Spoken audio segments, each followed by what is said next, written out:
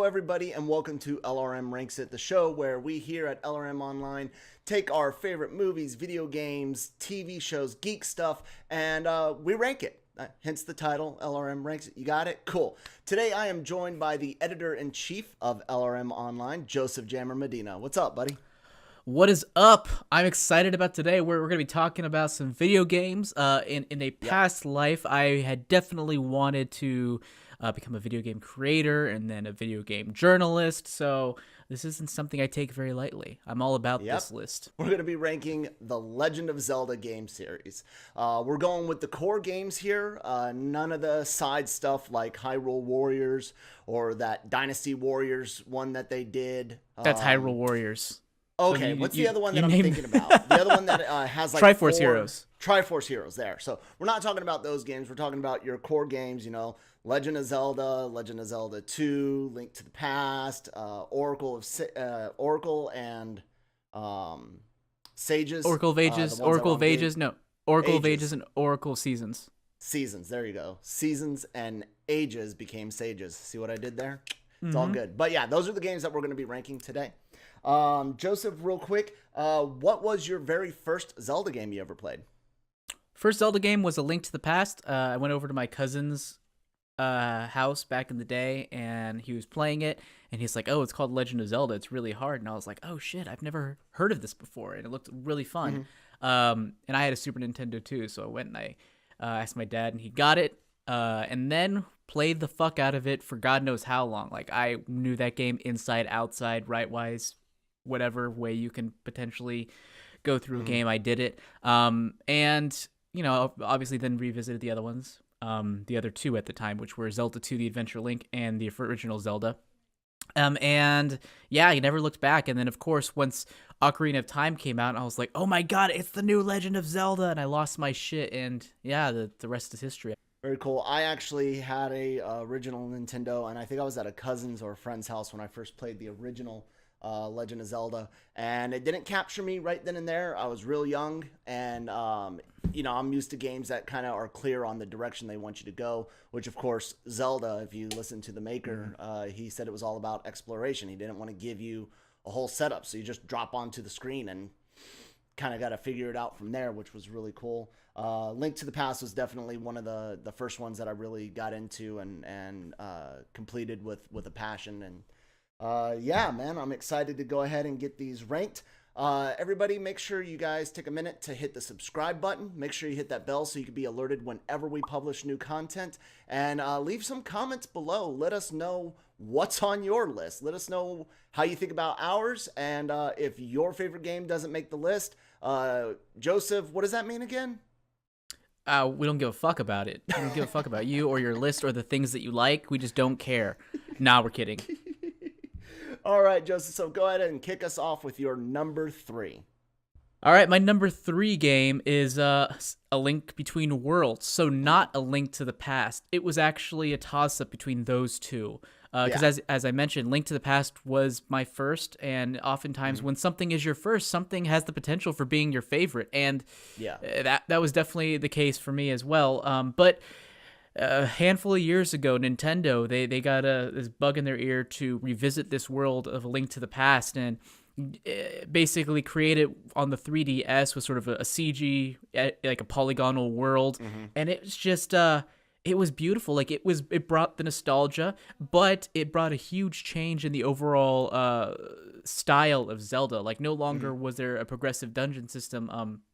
Pretty much near the beginning, I think after the first 3, if I recall, you're able to pretty much do them all in whatever order you want. You're able to go and rent your items, pretty much every item right away, and just do whatever the hell you want. And there was an amazing amount of freedom, especially since if you're like me, you played, you know, A Link to the Past a million times, so you didn't want to be like blocked in right away. That would have sucked. So they're like, okay, well, how can we give them freedom to help revisit this world that they kind of already know?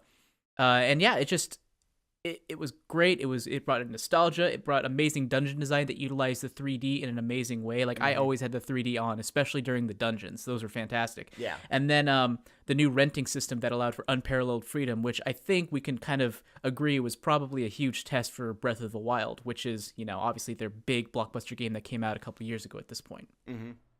So yeah, that's Uh, why it's my number 3. It's amazing.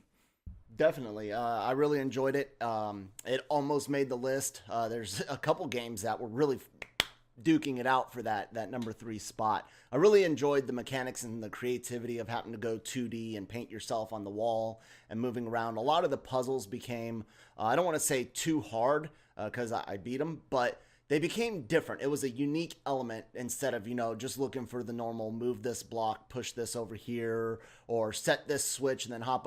It added a different element, and I really, really enjoyed that aspect of it. All right, so my number 3 is Legend of Zelda Majora's Mask.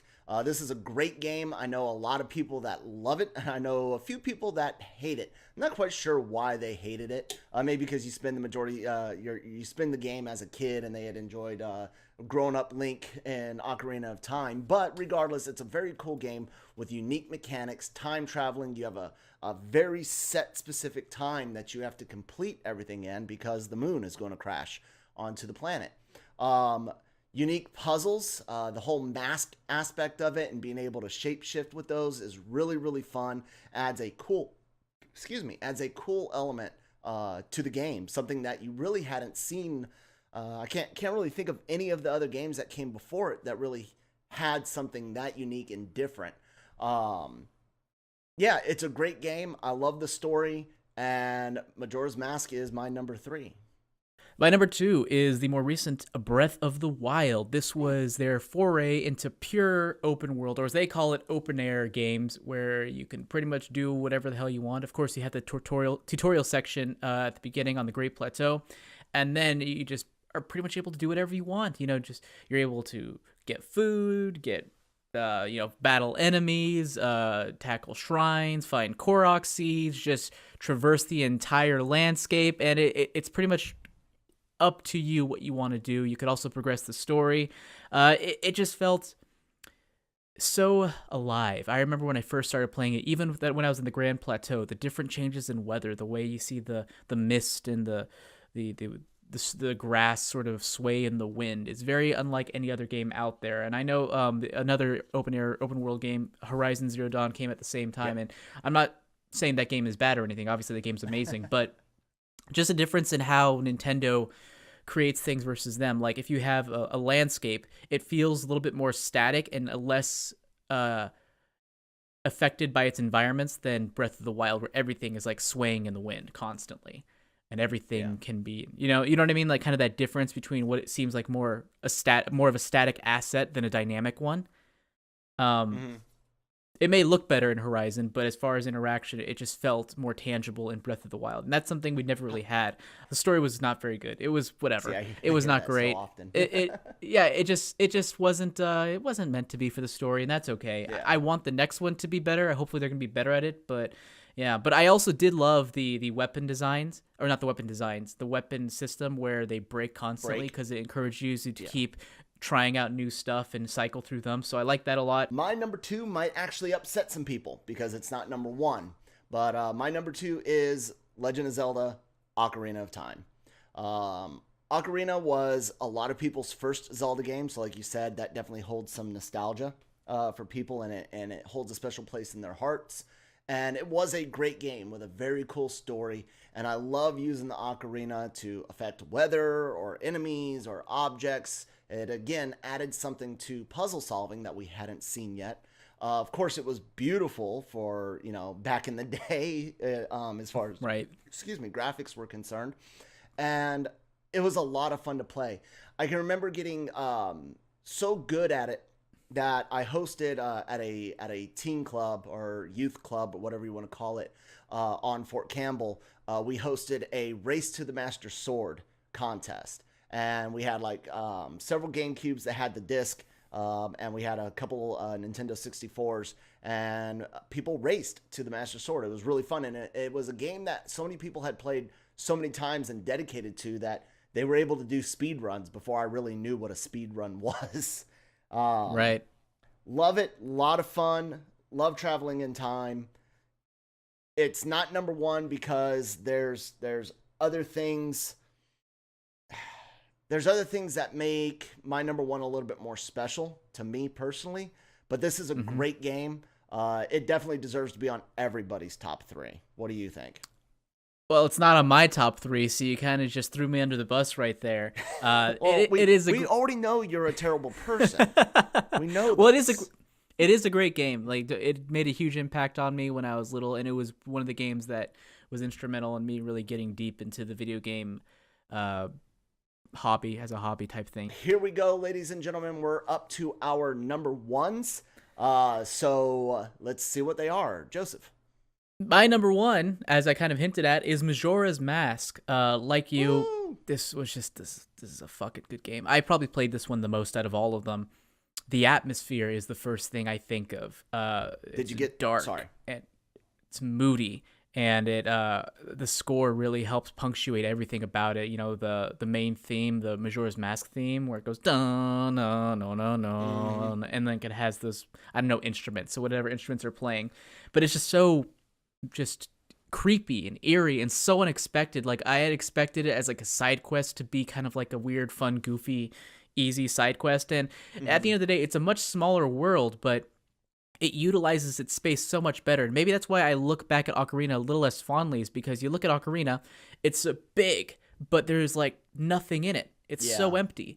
And whereas Majora's Mask, it's tiny, but it's dense. It has so many things. It has people who are on schedules with their own stories. It has, you know, these other areas that are just utilized so much better. You have a freaking dungeon that you can flip upside down and stuff. It just it just takes advantage. It completely uses the entire, what is that it's saying? That using the entire buffalo, so to speak. It really takes advantage of its original Ocarina of Time assets and just doesn't let anything go to waste. And I appreciate it so much for that. It allowed me to explore for so many hours and to just try different things that I didn't even think were possible. So that's why this one manages to work for me. I think it really ups the ante when it comes to overall gameplay and atmosphere experience from Ocarina of Time. Did it subvert your expectations? Yes, and you know I love subverting expectations. That's why me and Ryan Johnson are best buddies.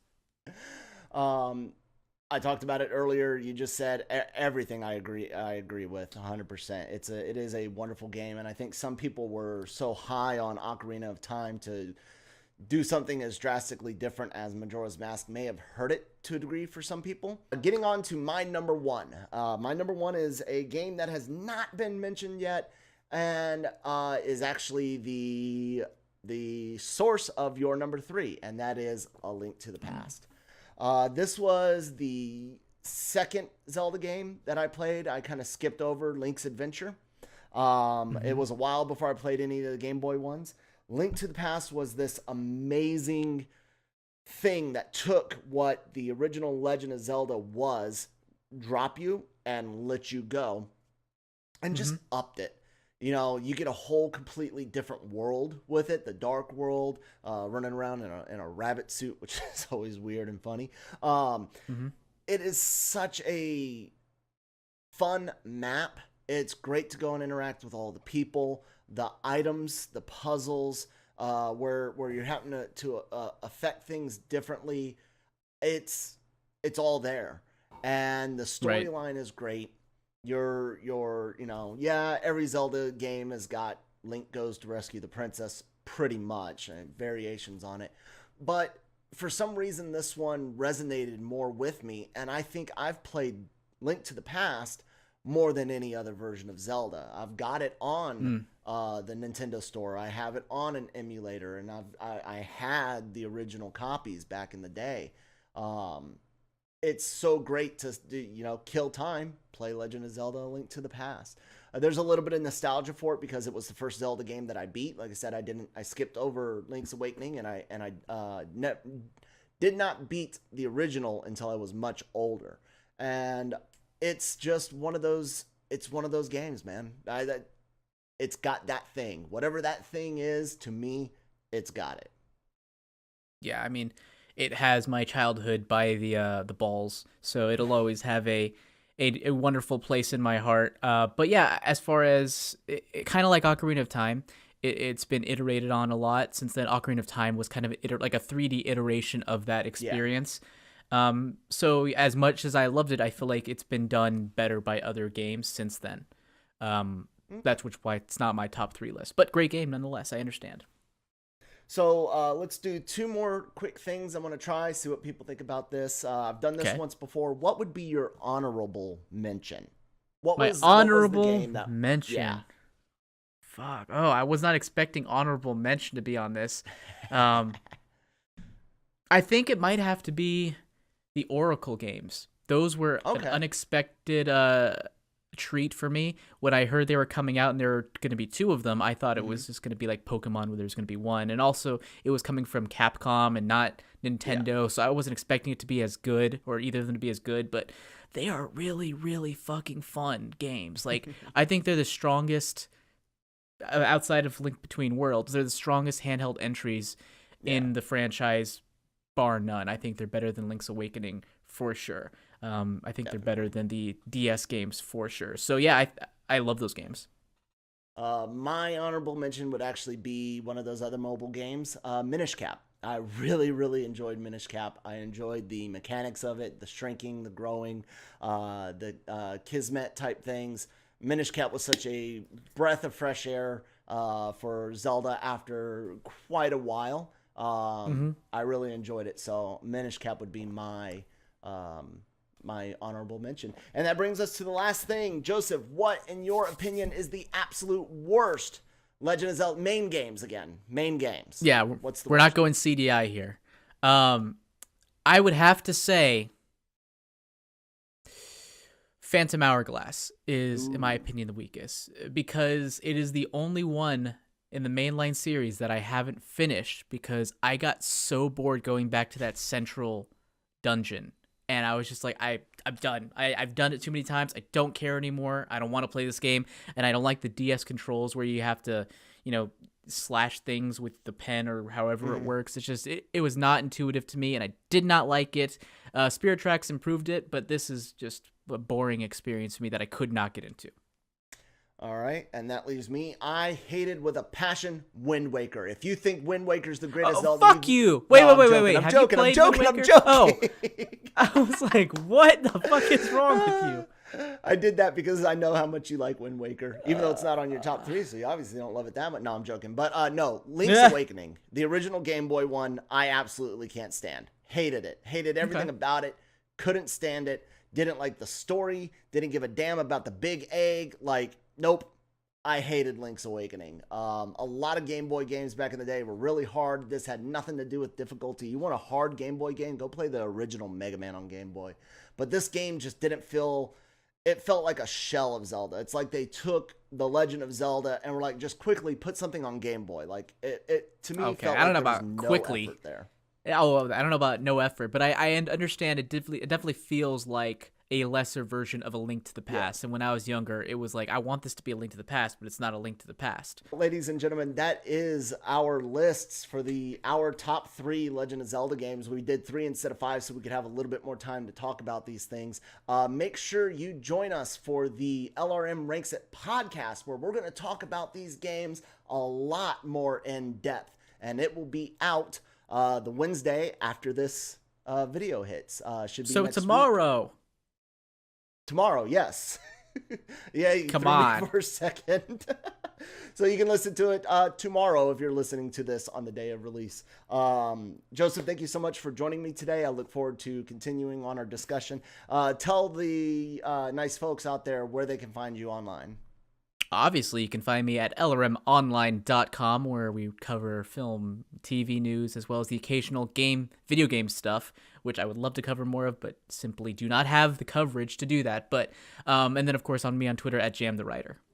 Alrighty, and you guys all know you can find me here at LRM Ranks It, as well as every Thursday at the Cantina for discussions on Star Wars. And, of course, I can be found on Twitter at @KyleMalone. Make sure you guys do it again. Subscribe, share, hit that bell, tell friends and family, leave some comments. Let us know how we're doing. Let us know what you would like to see ranked so we can give you guys great entertainment. Thank you so much. Have a good day. Hey, everybody. Did you like what you just watched? Do you want to see more? Check out the other great videos available here on the LRM Online YouTube channel. Also, go check out our website, lrmonline.com, to see all the great stories that we publish every day.